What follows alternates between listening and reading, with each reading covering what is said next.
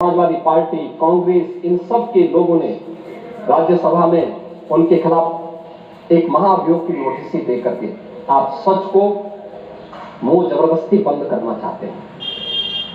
और वहीं पे नहीं किया आपने, यहां पर भी आप चुप नहीं रहे। राज्यसभा के माननीय सांसद, माननीय सभापति तो भारत के महामहिम राष्ट्रपति भी हैं, उनके खिलाफ भी अविश्वास प्रस्ताव की नोटिस दे दी गई। इसलिए क्योंकि उन्होंने सदन स्मूथली चलाने के लिए सदन के सभी पक्षों से कहा। एक सभापति के रूप में, एक चेयरपर्सन के रूप में उनकी जिम्मेदारी यही है। उन्होंने इसी बात को कहा। लेकिन एक किसान का पुत्र कैसे इतनी बड़ी कुर्सी पर पहुंच गया, ये लोगों को अच्छा नहीं लग रहा।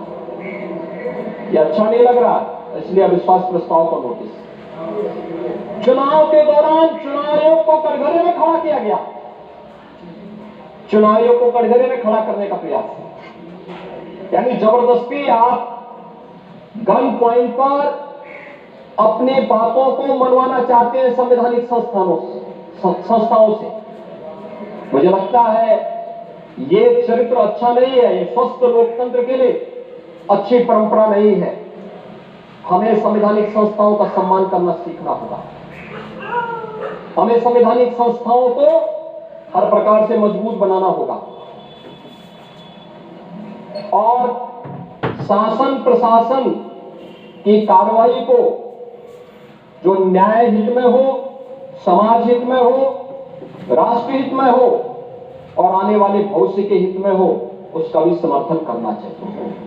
और मैं यही कहूंगा कि बहराइच की घटना में या संभल की घटना में प्रशासन की कार्रवाई पूरी ईमानदारी के साथ, पूरी न्याय संगत तरीके से आगे बढ़ रही है।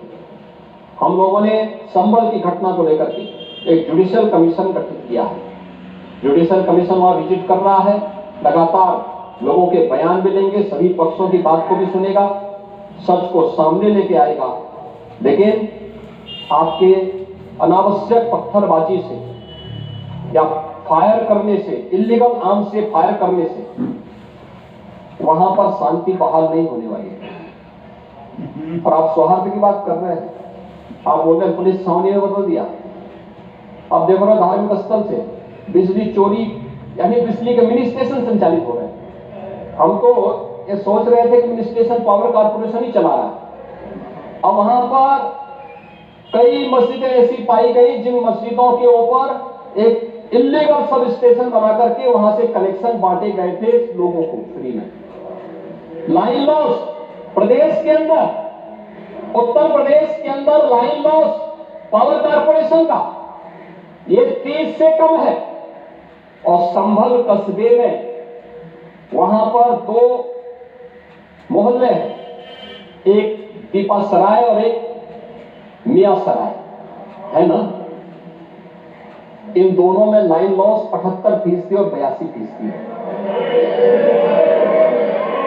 देश के संसाधनों में कैसे लूट होती है।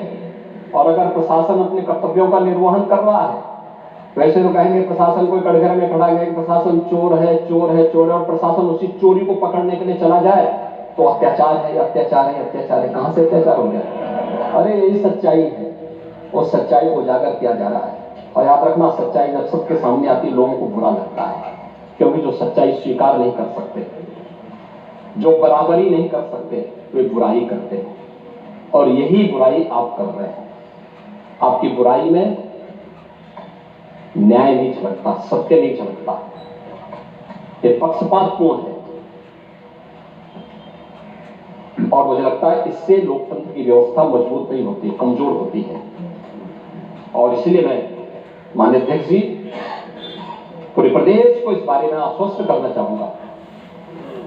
प्रदेश के अंदर किसी भी मुस्लिम पर्व और त्योहार के दौरान, किसी भी अन्य मत और मजहब से जुड़े हुए किसी भी पर्व और त्योहार के दौरान कहीं कोई समस्या नहीं खड़ी होती, तो फिर हिंदू पर्व और त्योहार के दौरान कोई समस्या खड़ी करेगा तो सरकार उसको सख्ती से निपटने का काम भी करेगी, उतनी सख्ती से निपटने का काम भी करेगी। दूसरा, माननीय न्यायालय के द्वारा दिए गए आदेश का पालन करना एक प्रशासन का दायित्व है। उसमें सरकार उसको डायरेक्शन दे न दे, उसका दायित्व बनता है कि उसको पालन करें, और संभल के अंदर प्रशासन ने वही पालन किया है। आज वहां पे सारी चीजें मिल रही हैं। आखिर आपकी बात को मानते हैं कि मंदिर को आपने छेड़ा नहीं, आपने बड़ी कृपा कर दी, लेकिन ये जो 22 कुएं और उन कुओं में जो मूर्तियां मिल रही हैं, ये कुएं किसने पाट दी? ये नोटिस में क्यों परेशानी हो रही? आपके सांसद जिनसे आपकी प्रतिद्वंदिता है, मानता हूं, क्योंकि वहां पे आपने तो तुर्क और पठान का विवाद चल रहा है, मैंने नहीं कर दिया, एक विवाद चल रहा है। आप उनके सामने, माननीय सदस्य के सामने, आप उनके साथ अपनी जड़ें ढूंढ रहे होंगे, लेकिन ये सच्चाई है, ये सच्चाई है, क्योंकि ये तो है ही। सकीबुर रहमान वर्ग कभी भी अपने को ये नहीं बोलते थे कि मैं भारत का नागरिक हूं, वो तो कहते थे मैं बाबर का संतान हूं,